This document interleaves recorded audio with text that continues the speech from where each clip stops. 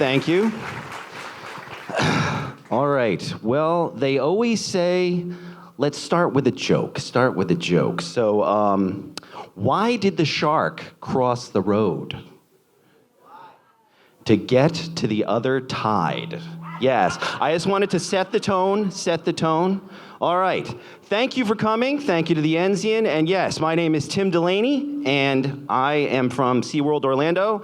And tonight, I am going to present Bites, Camera, Reaction, Shark Portrayal in Cinema.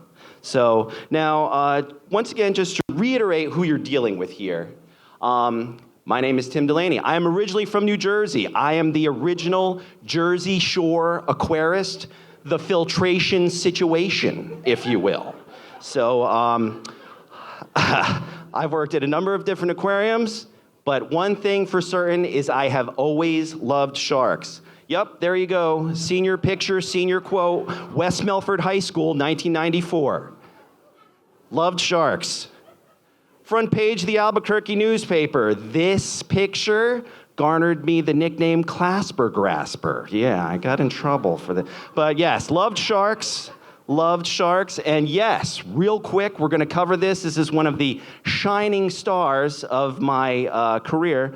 In 1998, I spent a summer, 3 months, in Hansvai, South Africa, working for the South African White Shark Research Institute under the tutelage of Michael Scholl, who is head of the Save Our Seas Foundation, and Craig Ferreira, who was the head of the White Shark Research Institute. We were doing population studies on the local great whites. This was years ago, back before there was satellite tags. We were tagging them, looking at them, and seeing if we were resighting them to see where they were going. Well, we were doing our research in an 18-foot pontoon boat, or a rubber duck, as the South Africans referred them to, and a very plucky 12-foot male great white who we had tagged with a green tag, letter Z, green Z, as he became to be known, got a little bit too excited and came up and bit our boat. And this is my $1 million shot right there. That's his head. That's our boat popping. 7 miles from shore, I may tell you. So we were able to make it back. We needed a bigger boat. There you can see where his bite mark was, and he finally let go right before he popped the next chamber. That's the only reason why we were able to make it back. And there's his tire-sized bite radius. So that was a lot of fun. But even after all that, I still love sharks. I can't tell you that enough, because myself and anyone else that works in my aquarium and zoological industry, we are very passionate. We love our animals. That's why we're here.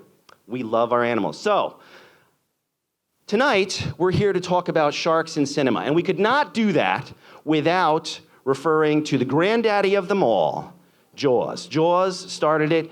Jaws is a masterpiece. It's good and bad.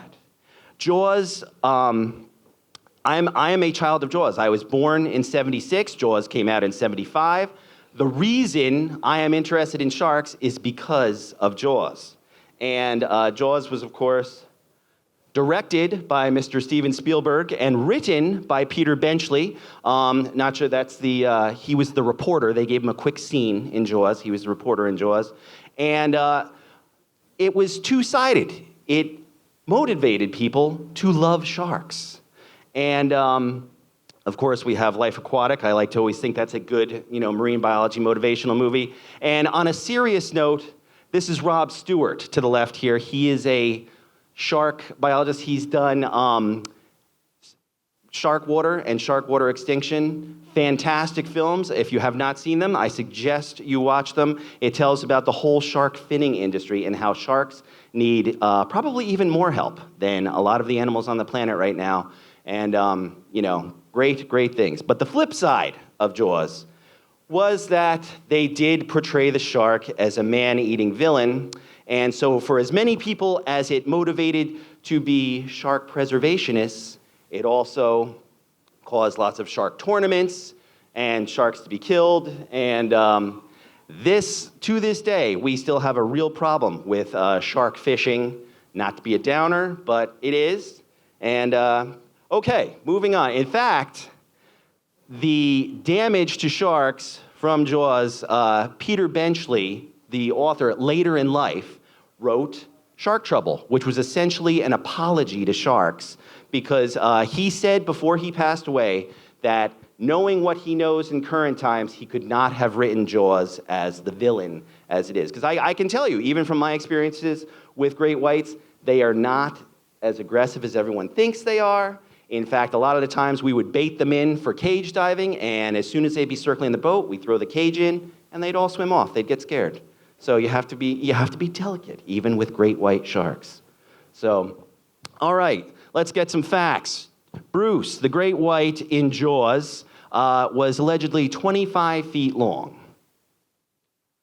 Your basic great whites the males are 11 to 13 feet, and females 15 to 16 feet. Now, they do get bigger than that, but we're not here to exaggerate things tonight. We're here to just give you more facts. These are your more average great white sharks. And people always wonder, what was the largest shark, like the largest great white? You may have seen there was a story on the submarine a couple years ago on Discovery Channel. It was kind of a over-dramatized great whitetail. Craig, the guy that I work for in South Africa, him and his father saw the submarine back in the 70s when they were shark researchers, and it was a 23-foot great white. So, to my knowledge, I mean, there are stories of 30-footers. Officially measured, there's only 20-footers, but Craig's father, who is this salt of the earth, very serious man, he said, that's a 23-foot shark. And it's like you could take him at his word. So there have been other other Jaws films over the years. The only one that I really want to touch on is, you may not know this, Jaws 3, the third one, was filmed at SeaWorld Orlando. It's one of my favorite little tidbits. And that was a while ago, so the only little bits that you can see are here and there, but this is one of my favorites. There's Dennis Quaid, and he's looking at a shark attack victim. We still have that sign in our area, and anytime I give behind-the-scenes tours, I show off that sign. So, all right. More recently, we had The Meg. Yes, The Meg. Statham really looks good with a beard, I'll tell you. So, but all right. The Meg was about, it was from a series of books. Now, I know you hear this, everybody says this all the time. This is totally true in this case. The books were better than the movie. The movie combined elements of all the books. If you have not read the Meg series, they're phenomenal. It's by Steve Alton. Some people describe it as Jurassic Shark. Very accurate. Just like in Jurassic Park, the whole thing about how the dinosaurs with the amber and the DNA, same thing the way Steve Alton describes how the megalodons could still be alive. It's one of those things where you're like, that seems pretty plausible. So, excellent set of books. I totally recommend it. If you didn't quite enjoy the movie, definitely read the books. So, the megalodon did actually exist. It was a prehistoric great white relative, and they were huge, topping off at 60 feet. So you can see there's a great white tooth in comparison to a meg tooth, and a smaller great white in comparison to a megalodon. But they did actually exist, but I have to say they are extinct. As cool as I think it would be for megalodons to still exist, they went extinct about 3.6 million years ago. And that's not to be confused with the megamouth shark. Some people are like, oh, the megalodon still exists. No, the megamouth is very exciting. It was, the first specimen was discovered back in 1976. It's a big shark. It lends to the fact that, hey, maybe there are big things in the ocean that we still don't know about, because here was this huge shark that was never seen until 1976. They eat plankton, very cool, very rare. They do exist. Megamouth, or megalodon is extinct, however. All right, there's been other movies over the years. Sharknado. All I'm going to touch on this one, 100% scientifically accurate. I'm just going to leave it at that, all right? We don't need to go any further than that. So, but tonight, we're here to talk about Deep Blue. Wait.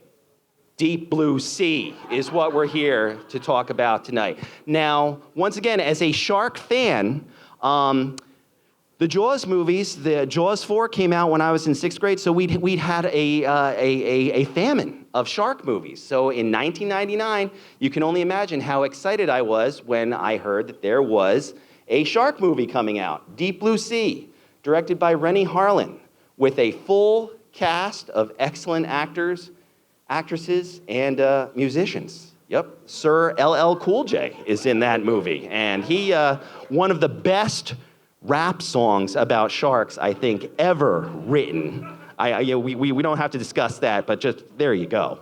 So, okay, we're gonna discuss reality versus fanciful in the movies in Deep Blue Sea. Okay, their research facility, Aquatica, super fancy. They have all these different levels and elevators and underwater tunnels. Very, very fancy. Aquatica doesn't actually exist. To my knowledge, unless there's a secret one out there, I don't think there are any research facilities that are this fancy. However, Aquatica does exist, and it's in Orlando. Slides side by side with the sea. It's great. So, yes, shameless plug. So, go have fun at Aquatica. But, all right. They had genetically modified mako sharks. That was the premise of Deep Blue Sea. The idea was that they were trying to grow the sharks' brains so that they can help Alzheimer's patients. Controversial medical research, but that's the idea. And of course, the sharks ended up being a little naughty with their smarter brains. So now, in Deep Blue Sea, their biggest mako is 26 feet. Very impressive, very impressive. Also, false. Mako sharks do not get that big. But there are two species of mako sharks. You've got the short fin mako, the Isorus oxyrhynchus, and then you've got the long fin mako. It's pelagic relative, which has bigger fins, so they're rarely seen because they're way out in the ocean. And still very impressive animals, but they don't get to be 26 feet long. So, they make them very aggressive in Deep Blue Sea. Well, I can tell you, makos are considered some of the, I think they're on the top 10 list of more touchy kind of aggressive sharks, but not nearly what they portray in the movie. In fact, as you can see, people go diving with makos, and they are the fastest shark. They can do bursts of speed up to 42 miles per hour. It's very, very impressive. That is their big claim to fame. So there is a tiger shark that is portrayed in the movie real quick. I can tell you that they just took the animatronic sharks as the makos and repainted it to look like a tiger shark. Tiger sharks actually have a more broad snout. They made the makos seem more aggressive than the tiger shark in the movie. I can tell you that tiger sharks tend to be a little bit more aggressive than makos in real life, but all beautiful in their own ways. So. In the movie, they have the tiger shark with very distinct stripes. Well, as babies, tiger sharks have stripes. Their stripes fade as they get older, so that's why we have a cute little picture of a baby tiger shark with a mommy tiger shark right here. They're all okay. Everything was fine.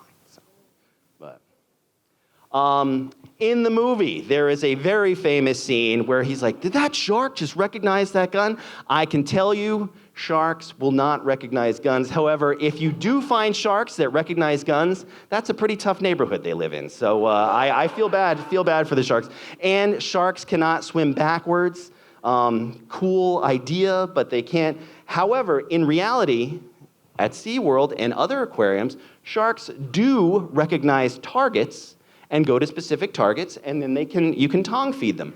We do that with our sharks, so that way different species go to different targets, so that way they get fed, they don't bother each other, and they get all their proper nutrients. So no guns, but they can recognize targets.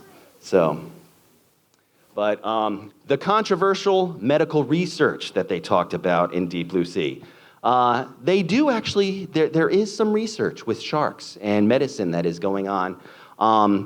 First of all, sharks do get cancer. This was a long time thing where people were like, sharks don't get cancer. I can tell you, sharks do get cancer. In fact, we even had a shark at SeaWorld that developed cancer, and we had to treat it. But yes, sharks are they are super amazing animals, but they can actually get cancer. And there is actual medical research that is going on with sharks right as we speak. Wound healing. Sharks can heal quickly from wounds and are resistant to some infections. There is a trial on a grafting device that uses silicone and shark cartilage to treat extreme burns and diabetic foot ulcers. So that's something they're working on right now. Cancer. They are actually examining immunity genes found in sharks that have undergone evolutionary changes that may be tied to cancer-resistant abilities. So, sharks, yes, they get cancer, but they may actually be able to help treat cancer. Hospital infections. I'm sure you've heard about shark skin. They have the dermal denticles, which is skin teeth. Literally, their skin is covered in tiny teeth. And they're actually using that to help deter, things can't grip onto those the shark skin surfaces, so it helps for cleaner environments, less infections in a hospital. So that's another thing that they're working on. And once again, to lend some truth to what was somewhat exaggerated in Deep Blue Sea, is that they are using sharks to try to help Alzheimer's patients. As you can see here, researchers are seeing if it is possible to attach therapeutic proteins to shark-derived antibodies in an attempt to bind a drug to a specific target in the human body. That means they're trying to use the shark stuff to direct the drug exactly where it's supposed to go, which could be very helpful. So, now these are some things where we are trying to use sharks to help us, which is fine. But I've got to be real here. It's the sharks. They need our help. Once again, back to the whole thing where Jaws you had people that were inspired to save sharks, but also people that were inspired to harm sharks and, eat sharks and so on and so forth. Sharks are having a rough time out in the ocean right now. And one of the big things is shark fin soup. This lends back to that other figure that I showed where 100 million sharks are killed every year. The shark fin soup, apparently it doesn't add flavor, it adds consistency to the soup. It's like a status symbol, I believe, if they serve it. And they are just decimating shark populations to get this stuff. And it's led to shark finning, which is a terrible, terrible practice. The Shark Water movie talks about that, where it's rather than filling their holds, fishermen filling their holds with whole sharks, they're just cutting the fins off the sharks and throwing them back in the ocean and using the fins. And usually the sharks are still alive. That's like taking one of us and cutting off our arms and legs and throwing you back in the water. Not a fun way to go. Even if your name's Bob, it doesn't work, no. But, shark fin soup. Here's a bummer, hot off the presses. The mako, the shark that we are watching tonight in this film, they just got put on the endangered species list 3 days ago. So that's the thing. Unfortunately, we're not to the point where things are getting better yet for sharks. I mean, in China, where the shark fin soup is very positive, there's the celebrity Yao Ming. He was a basketball player, if I'm not mistaken, and he has started a whole campaign against eating shark fin soup, and he has made a huge difference in their culture, actually. It's very, very, very positive. So, through education, through change in, interpretations and what's sustainable and not, maybe we can get back to some healthy oceans for sharks. Because aside from,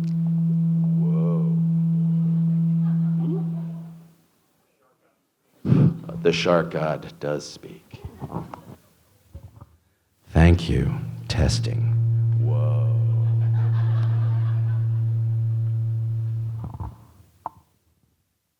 Testing. All right. Stand back a little bit. I have to stand back. I apologize. Sharks help keep the ocean in balance. Sharks, as fantastic predators as they are, just like anybody else, they want the easiest meal possible. So they seek out the sicker animals, which in turn keeps the overall populations healthier. Also, they keep population numbers in check. I know in South Africa, with the great whites in Hansby where I was, their great whites are feeding on these Cape fur seals. There were tens of thousands of these animals on this rock formation off the coast of South Africa. If the great whites go away, the seal population explodes, and next thing you know, you have the fish populations that the seals eat being decimated, and thusly, these seals start starving. One of the things that I can tell you that we have even noticed just in the Tampa Bay area, the shark numbers are down. I'm not going to sugarcoat it. You may have heard that, guess what? Stingray populations are starting to explode. Even online, you see those huge schools of the stingray swimming along, the cow nose rays. That's beautiful, but it's not necessarily good. Once again, people are usually concerned by what affects them the most. More people are getting stung by stingrays because sharks like to eat stingrays. Less sharks means more stingrays, and that's more people not doing the stingray shuffle at the beach and end up getting a nasty sting, which is no fun. Fortunately, we are starting to make some progress. Ecotourism is a big thing. I bet, are there any people in this room that have dove with sharks? All right, I see a few hands. Exactly, excellent, excellent. People are starting to realize that, you know what? A live shark that you take divers to go see or boaters to look at is worth more than a dead shark. So ecotourism is a very good thing for the shark species. But we still together have to save our sharks, and things that you could just do at home. I'm sure a lot of you have heard about the plastics issue that's going on in the ocean. You've seen the videos of the surface of the ocean just plastered with plastic.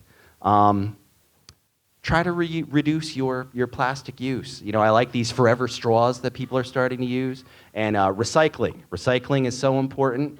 One thing that's not up here, hey, I love sharks. I'm a marine biologist, but I like seafood too. You know, be responsible with your seafood. Or even if you're a fisherman, that's fine. Fish sustainable fish, but also get rid of your unused fishing line properly, because that in itself causes a whole host of problems. And yeah, don't eat shark fin soup. Just say no. Just say no. That would be super so. Most importantly, I would like to remind everyone that sharks are friends, not food. They are not the monsters. As fun as it is, what we see in movies, and I love shark movies, don't get me wrong. Sharks are friends, not food. Be kind to sharks. Be kind to the ocean. And they, in turn, will keep the ocean in balance. And you know what? That helps us in the long run. Because I'll tell you, going to the beach and not worrying about the chance that I might get, you know, that I won't see a shark, as safe as that sounds, it's disappointing. I like to know that if I go to the beach, there's a chance I'm going to get eaten. That's exciting. So, well, thank you all for listening to me. I have to thank... Oh, you're so kind, so kind. I have to thank Javier Vladimir, a friend of mine, for his seamless photoshopping, as you were treated to earlier in the film. I would like to thank anyone whose copyrighted pictures I used for this presentation to tell my story. You're the best. Thank you. Thank you to the Enzian for having us here. And thank you to you guys for coming out, for wanting to see this movie, and for caring about sharks. So let us all descend into the deep blue sea. Thank you.